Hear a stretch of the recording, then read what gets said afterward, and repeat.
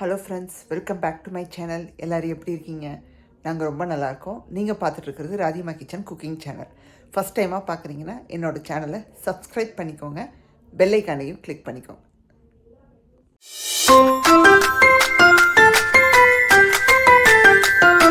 இன்றைக்கி நம்ம சூப்பரான ஒரு 2 ரெசிபி பார்க்க போகிறோங்க. ஒன்று வந்து ஹோம்மேடு பரோட்டா, இன்னொன்று பார்த்திங்கன்னா மட்டன் குருமா. இந்த ரெண்டுமே வந்து எப்படி பண்ணலான்னு பார்க்கலாம். வீடியோவை ஸ்கிப் பண்ணாமல் பாருங்கள். ஃபஸ்ட்டு பரோட்டாவுக்கு மாவு பிசைஞ்சு வச்சிடலாங்க. அது கொஞ்சம் ஊறிட்டு இருக்கட்டும். 1லேருந்து 1.25 கப்புக்கு நான் மாவு எடுத்திருக்கேன். மைதா மாவு, ஆல் பர்பஸ் ஃப்ளாருங்க. அதில் தேவையான அளவு உப்பு, கொஞ்சம் தண்ணி விட்டு சாஃப்டான டோவாக பிசைஞ்சுக்கிறோம்.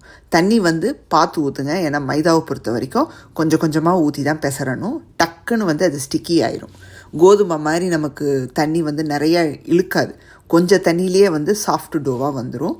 ஸோ தண்ணியை விட்டு நல்லா வந்து பிசறிக்கிறோங்க. இந்த மாதிரி ஒன்று சேர வந்ததும் ஃப்ளோரில் போட்டு நல்லா வந்து நீக் பண்ணிக்கிறோம். பரோட்டாவை பொறுத்த வரைக்கும் எவ்வளோ தூரம் நீங்கள் நீக் பண்ணி பிசைகிறீங்களோ அதுதாங்க விஷயமே. ஸோ நல்லா வந்து இந்த மாதிரி பிசறிட்டு எகெயின் ஒரு 2 டீஸ்பூனுக்கு எண்ணெய் விட்டு, ஒரு ஃப்ரை ஆயிலை விட்டு எகெயின் பிசறிக்கிறோம். அந்த எண்ணெயெல்லாம் அப்சர்வ் ஆகிற அளவுக்கு பிசறிட்டு ஒரு பவுலில் இந்த மாவை தூக்கி போட்டு இன்னும் கொஞ்சம் எண்ணெயை தெளித்து மூடி வச்சிடறோம். நீங்கள் துணியை போட்டு மூடி வச்சாலும் சரி, வெட்டு துணியை இல்லைன்னா கிளிங் ரேப்பை போட்டு கூட மூடி வச்சிடலாம், ஒன்றும் பிரச்சனை இல்லை. நல்லா வந்து காயாதபடி க்ளோஸ் பண்ணி வச்சுருங்க, ஏர் போகாதபடி. ஒரு 1 ஹவருக்கு மூலையில் வச்சுருங்க. 1/2 hour to 1 hour போதும், அவ்வளோதான். அது ஊறிட்டுருக்கிற சமயத்தில் நம்ம மட்டன் குருமாவை பண்ணிடலாங்க. மட்டன் குருமாவுக்கு வந்து பார்த்திங்கன்னா நான் வந்து போன்லெஸ் ரெண்டும் கலந்து எடுத்திருக்கேன். ஆல்ரெடி நல்லா மஞ்சத்தூள் போட்டு வாஷ் பண்ணது தான்.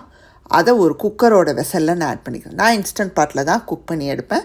ஸோ அந்த குக்கரில் அதை ஆட் பண்ணிவிட்டு 1/4 டீஸ்பூன் மஞ்சத்தூள், கொஞ்சமாக உப்பு, அதுக்கப்புறம் தண்ணி விட்டு நல்லா வந்து இதை வேக வச்சு எடுத்துக்கிறோம். நீங்கள் வாங்குகிற மட்டன் எந்த அளவுக்கு வெந்து வருமோ அதுக்கான இதில் வச்சுக்கோங்க.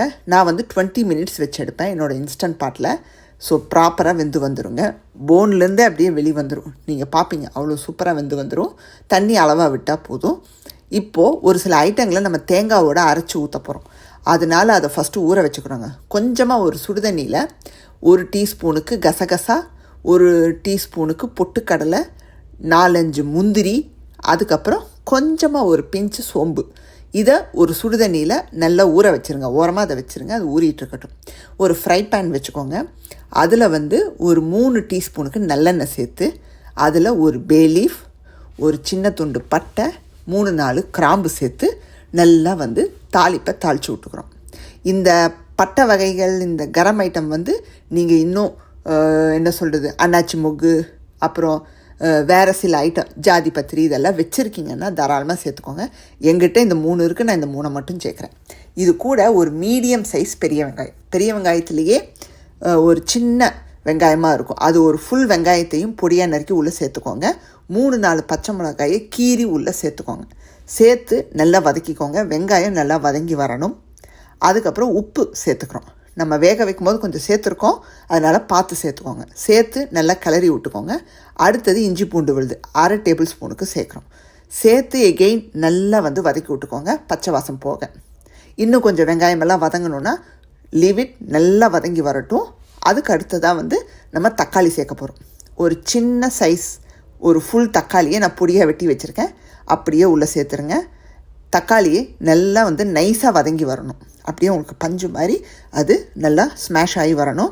இதுக்கு இடையில் கொஞ்சமாக ஒரு சின்ன உருளைக்கிழங்க 4 கட் பண்ணி சேர்த்து அதையும் சேர்த்து இதோட வதக்கிக்கிறோங்க. ஏன்னா நல்லா வதங்கினா சீக்கிரமாக வெந்து வந்துடும். இது கூட இப்போ மசாலா பொடியெல்லாம் சேர்த்துக்கிறோம். சீரகத்தூள், கரம் மசாலாத்தூள், மிளகா, தனியாத்தூள் காரத்துக்கேற்ப இதை சேர்த்து நல்லா எண்ணெயில் வதக்கி விட்டுக்கோங்க. உங்களுக்கு அந்த மசாலாவோட வாசம் போய் எண்ணெய் திரிஞ்சு வரும். வேணும்னா நீங்கள் லிட்டு போட்டு கூட மூடி வச்சுருங்க. நல்லா வந்து வதக்கி விட்டுட்டு இப்போ நமக்கு மட்டன் வெந்திருக்கும். அடுத்ததே அதை உள்ளே சேர்க்க போகிறோம். இப்போ திறந்து பார்த்தீங்கன்னா உங்களுக்கு மசாலா எல்லாம் நல்லா வதங்கி அப்படியே வந்து ஒன்று சேர வந்திருக்கும். அந்த தக்காளி தொக்கு மாதிரி அப்படியே அழகாக ரெடியாக இருக்கும். இப்போது நம்ம வேக வச்ச மட்டனை உள்ளே சேர்க்குறோம். அந்த தண்ணியோடு சேர்த்துருங்க. அந்த தண்ணியில் பார்த்தீங்கன்னா உங்களுக்கு எவ்வளோ கொழுப்பு வெளியே வந்திருக்குன்னு தெரியும். நம்ம எண்ணெயெல்லாம் ஊற்றலை, அந்த மட்டனில் உள்ள விஷயமே பாருங்கள் அப்படியே தெரியும் உங்களுக்கு. அண்ட் போன்லேருந்தே மட்டன் அவ்வளோ தூரம் வெளியே வந்திருக்கும், சூப்பராக வெந்து வந்திருக்கும். இப்போ ஒரு இடத்த சூஸ் பண்ணியிருக்கோம், அங்கே வந்து மட்டன் ரொம்ப சூப்பராக இருக்குது. ஸோ அந்த இடத்துல தான் நாங்கள் ரெகுலராக வாங்கிட்டுருக்கோம். இப்போ லிட்டு போட்டு மூடிடுங்க. நமக்கு உருளைக்கிழங்கு அப்புறம் அந்த மசாலாவில் மட்டன் எல்லாம் நல்லா வந்து குக் ஆகி வரட்டும். இதுக்கிடையில் தேங்காய் விழுத ரெடி பண்ணிக்கிறோம். ஒரு 1/4 கப்பு தேங்காவை மிக்ஸி ஜாரில் ஆட் பண்ணிவிட்டு ஊற வச்ச ஐட்டத்தையும் உள்ளே சேர்த்து மைய அரைச்சி எடுத்துக்கோங்க. உருளைக்கிழங்கெல்லாம் தரோவாக வெந்து வந்ததும் அடுத்ததே வந்து அரைச்ச விழுத உள்ளே சேர்த்துருங்க. தண்ணி வந்து ரொம்ப சேர்க்காதீங்க, ரொம்ப சலசலன்னு போயிடக்கூடாது. பட் ஓரளவுக்கு சலசலன்னு வச்சுக்கோங்க. ஏன்னா இந்த முந்திரியெல்லாம் அரைச்சி ஊற்றும் போது உங்களுக்கு அப்படியே வந்து திக்காகக்கூடும். அதனால் ரொம்ப திக்காகவும் இருக்கக்கூடாது, ரொம்ப தின்னாகவும் இருக்கக்கூடாது. அந்த மாதிரி பார்த்துக்கோங்க. இப்போ சூப்பராக வந்து மட்டன் குழம்பு வந்து பார்த்திங்கன்னா எல்லாம் ஒன்று சேர வந்திருக்கு. இப்போ உப்பு காரம் செக் பண்ணி பார்த்தோம்னா சூப்பராக இருக்குங்க. எல்லாமே கரெக்டாக இருக்குது. காரம் எல்லாம் மிதமாக இருக்குது. உங்களுக்கு ரொம்ப ஸ்பைஸியாக வேணும்னா இன்னும் கொஞ்சம் மிளகாயெல்லாம் சேர்த்துக்கலாம். எங்களுக்கு இது கரெக்டாக இருந்துச்சு. இப்போது கொத்தமல்லி தூவி இறக்கிட்டிங்கன்னா மட்டன் குருமா ரெடி. சூப்பராக இருக்குங்க. இட்லி, தோசை, பரோட்டாக்கெல்லாம் அட்டகாசமாக, அது சுட சுட இட்லிக்கெல்லாம் வேறு லெவலில் இருக்கும். கண்டிப்பாக பண்ணி பாருங்கள். அடுத்தது நம்ம ஊற வச்ச மாவு ரெடியாக இருக்குது. இப்போ உருண்டை பிடிச்சிடலாங்க. அதை வந்து உருண்டை பண்ணி எகெயின் ஒரு 15 நிமிஷம் நம்ம ரெஸ்ட்டுக்கு விடணும். ஸோ உருண்டை பண்ணுறதுக்கு முன்னாடி இன்னொரு வாட்டி நீக் பண்ணிக்கிறோம். ஒவ்வொரு வாட்டி நம்ம மாவை நீக் பண்ணி அதை அடுத்த ஸ்டெப்புக்கு கொண்டு போகிறோம். ஸோ தட் உங்களுக்கு இன்னும் நல்லா வந்து மாவு இதுவாக இருக்கும்.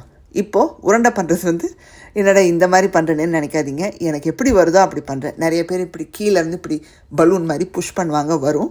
பட் எனக்கு அது வரலை. ஸோ எனக்கு எப்படி வருதோ அப்படி பண்ணுறேன். தப்பாக இருந்தால் கமெண்ட்டில் சொல்லுங்கள், நான் திருத்திக்கிறேன். ஸோ நல்லா வந்து எத்தனை வருதோ அந்த அளவுக்கு உருட்டி வச்சோம். நான் வந்து ஒரு மீடியம் சைஸாக ஒரு 5 எனக்கு வந்துச்சு.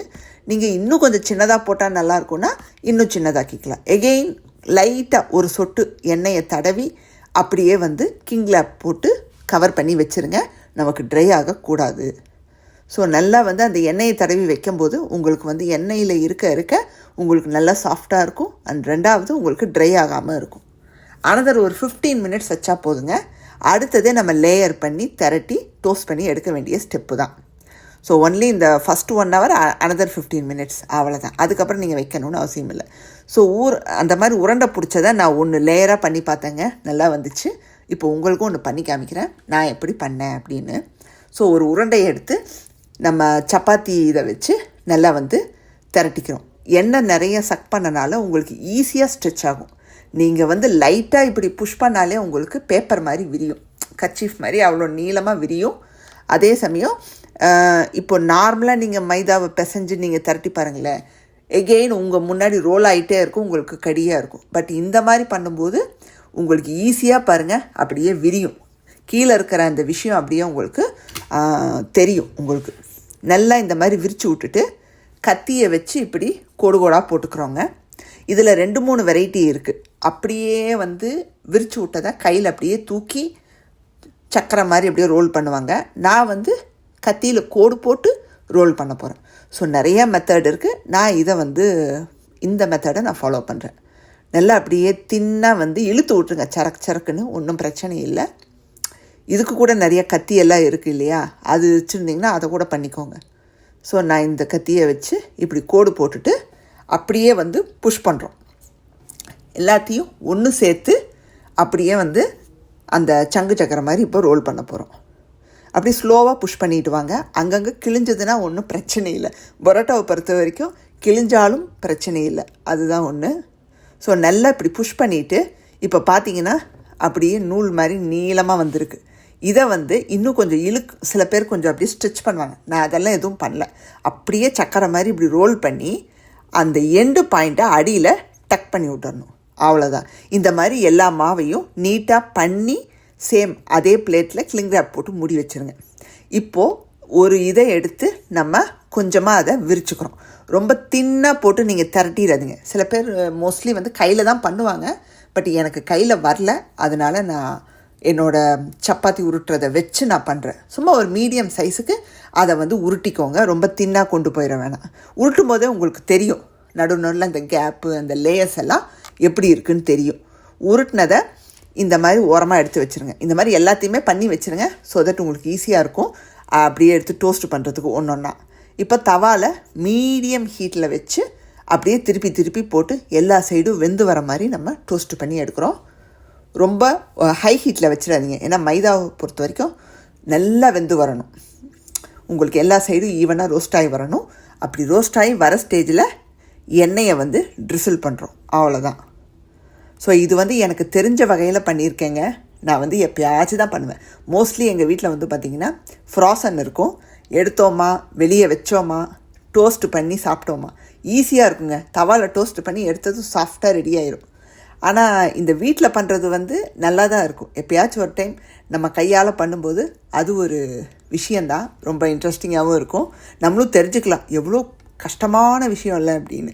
ஏன்னா பார்க்க வந்து பரோட்டா ஈஸியாக தான் தெரியும், செய்ய தான் நாங்களே ஃபீல் பண்ணுவோம் எவ்வளோ பெரிய விஷயம் இல்லை அப்படின்னு. ஏன்னா இதுக்கெல்லாம் ஒரு ப்ராக்டிஸ் வேணும், பண்ண வந்துடும். பட் நான் எப்போயாச்சும் ஒரு டைம் பண்ணுறதுனால எனக்கு இன்றைக்கி ஓகேவாக தாங்க இருந்துச்சு. ஆனால் நல்லா இருந்துச்சு, சூப்பராக இருந்துச்சு. அன்றைக்குமே இது செகண்ட் டைம் நான் பண்ணுறேங்க. ரொம்ப நாள் முன்னாடி பண்ணது, அதுக்கப்புறம் இன்றைக்கி நான் வீட்டில் பண்ணுறேன். இதுவே மைதாலெல்லாம் பண்ணுறாங்க, மைதா தாண்டி கோதுமையில் பண்ணுறாங்க. சரி, கோதுமையிலையும் பண்ணுறாங்க. இன்னும் நான் அதெல்லாம் ட்ரை பண்ணது இல்லைங்க. இப்போ சூப்பராக டோஸ்ட் பண்ணி எடுத்ததை இப்படி 2 பக்கமும் அடிக்கிறோம். நான் ஒரு 2-3 டோஸ்ட் பண்ணி வச்சுருந்தேன், ஒன்றா வச்சு இப்படி அடிக்கிறேன்.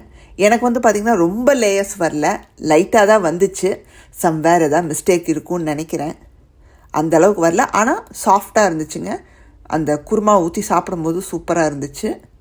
அநேகமாக பண்ண வந்துடும் தான் நினைக்கிறேன். ஸோ நீங்களும் இந்த மாதிரி வீட்டில் பண்ணணும்னு நினச்சிங்கன்னா பண்ணி பாருங்கள். ஸோ சூப்பராக இருக்கும். அது ஒரு தனி இதுதான். ஸோ கண்டிப்பாக நீங்களும் ட்ரை பண்ணி பாருங்கள்.